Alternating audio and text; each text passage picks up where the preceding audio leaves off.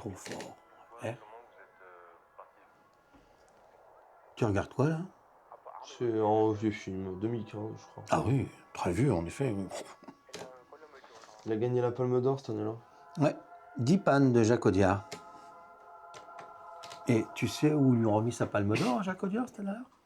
Bah, au Palais des Festivals. Bien! Après, c'est qu'un bâtiment, hein, c'est rien de exceptionnel. Ah ouais? Dis-moi, ça te dirait que je te montre quelque chose? C'est quoi encore? Bouge pas. Ah non, je sais, oui, non, si c'est les photos de mamie, de votre mariage, je les ai Ça déjà vues, enfin, Non, non, non, beaucoup de non, fois. non, non, non, non, non, ça c'est une vieille histoire. Non, non.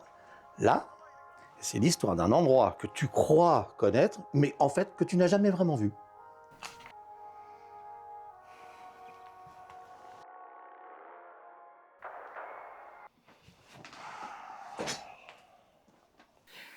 Avant même le palais, le festival n'avait pas de maison à lui. Les premières éditions, en 46, bon, je compte pas l'édition de 1939 qui s'est déroulée, qui devait se dérouler du 1er au 20 septembre 1939. Elle a été annulée, cette édition, pour cause de guerre. Voilà. Mais il reste une très très belle affiche qu'on a retrouvée et qui reste, et elle est vraiment belle. Bref, dès les premières éditions en 46, le festival se déroule dans l'ancien casino municipal de Cannes. Bon, à l'époque, c'était pas encore la grande machine que tu connais aujourd'hui, hein. C'était plus fragile, presque improvisé. Le casino municipal était un lieu emblématique de la Croisette. Il avait vu défiler des générations de Cannois, des soirées, des spectacles. Puis le cinéma est arrivé. Mais comme beaucoup de bâtiments de son époque, il n'a pas survécu aux transformations de la ville. Il a été détruit dans les années 70 pour laisser place à un nouveau projet urbain. À sa place, un autre visage de Cannes est apparu. Quand on détruit un bâtiment, on ne détruit pas seulement des murs, on efface un décor de souvenirs. Puis il a fallu construire un lieu à la hauteur de l'événement.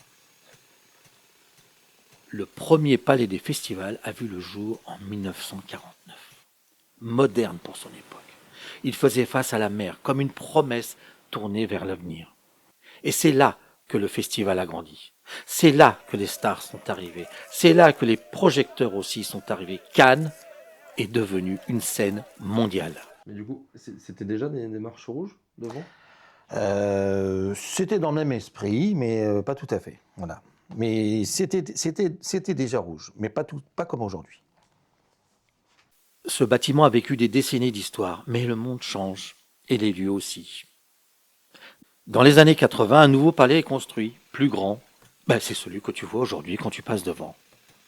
À son inauguration, tout le monde n'était pas convaincu. Certains journaux de l'époque le surnommaient même le bunker, un bâtiment jugé trop massif, très différent de l'ancien palais qui faisait face à la mer sur la Croisette.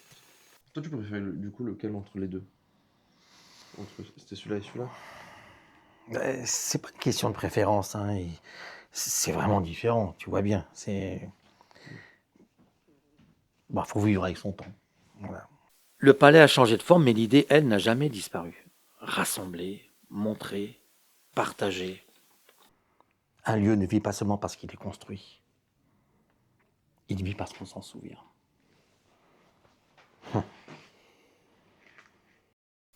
Un jour, ce sera à toi de raconter.